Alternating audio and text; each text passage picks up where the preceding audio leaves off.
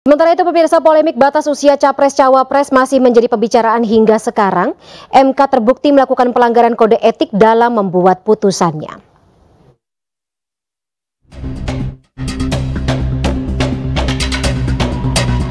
Polemik batas usia Capres-Cawapres muncul saat Mahkamah Konstitusi mengabulkan permohonan mahasiswa Universitas Surakarta Almas Sakibiru dalam perkara nomor 90/PUU 21/2023.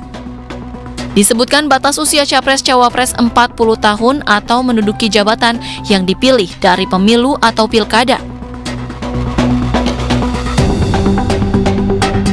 Hasil putusan tersebut membuat nama Gibran Rakabuming Raka diajukan menjadi calon wakil presiden untuk calon presiden Prabowo Subianto. Meski belum 40 tahun, syarat menduduki jabatan yang dipilih melalui pilkada dipenuhi Gibran.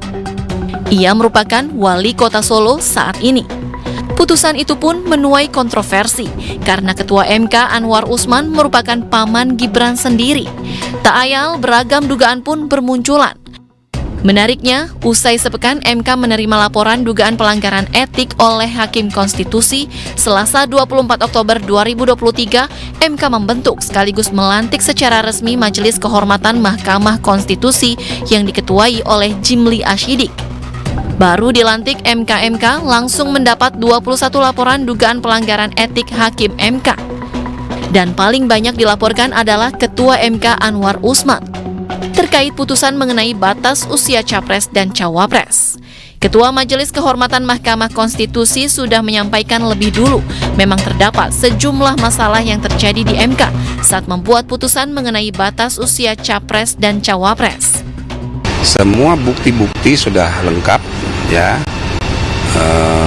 baik keterangan ahli, saksi. Sebenarnya kalau ahli, para pelapor ini ahli semua.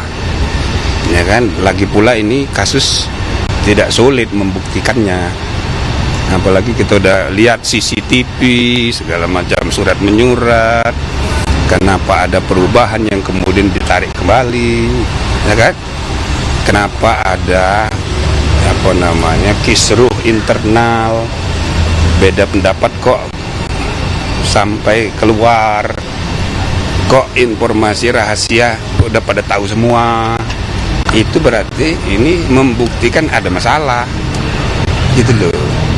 Nah, tentu ada masalah kolektif, artinya semuanya 99 ini ada masalah ini, gitu loh. Majelis Kehormatan Mahkamah Konstitusi menerima 11 dugaan pelanggaran etik yang dilakukan Hakim Mahkamah Konstitusi.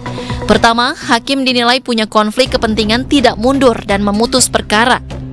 Kedua, isu mengenai hakim membicarakan substansi berkaitan dengan materi perkara yang sedang diperiksa. Ketiga, soal dissenting opinion yang disampaikan dinilai tidak substantif. Keempat, publik tahu terlalu banyak tentang masalah internal Mahkamah Konstitusi. Kelima, dugaan pelanggaran prosedur registrasi dan persidangan yang diduga atas perintah Ketua Hakim. Keenam, lambatnya proses pembentukan Majelis Kehormatan Mahkamah Konstitusi. Ketujuh, manajemen dan mekanisme pengambilan keputusan dianggap cacat prosedur. Kedelapan, Mahkamah Konstitusi dinilai dijadikan alat politik. Kesembilan, adanya pemberitaan di media terlalu terperinci. Kesepuluh, soal adanya hakim yang berbohong soal pengambilan keputusan. Ke-11, isu soal seolah ada pembiaran oleh 8 hakim lainnya saat Anwar Usman mengambil keputusan. Lantas bagaimana kepastian hukum akan putusan batas usia Capres-Cawapres 40 tahun atau menduduki jabatan yang dipilih dari pemilu atau pilkada yang sudah diputuskan sebelumnya? Apakah keputusan tersebut masih bisa dilanjutkan?